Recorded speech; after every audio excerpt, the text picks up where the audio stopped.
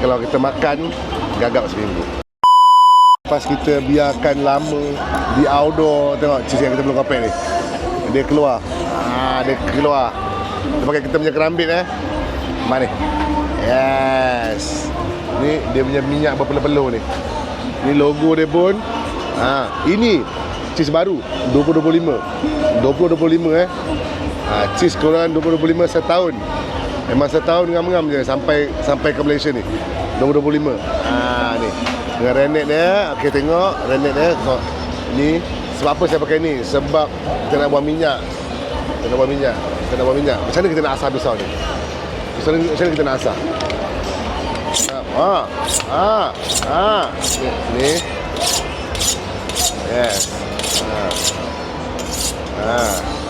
Ni butcher steel pisau kita. Saya buat ni sebab saya nak buang minyak je. Sepatutnya dia boleh potong macam ni.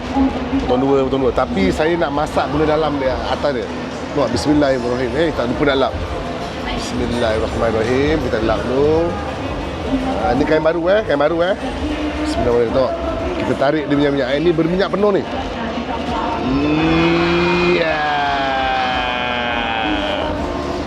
Apa ni? Dia punya minyak melemoy ni. Melemoy ni.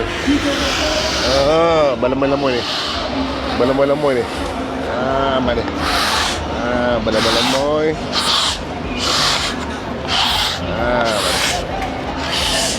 Yes. Ini cheese yang baru. Cheese yang belum kita buka lagi. Tengok dia punya lemak lepong ni. Yeah. Ni mana? Ni kalau kita makan gagap seminggu.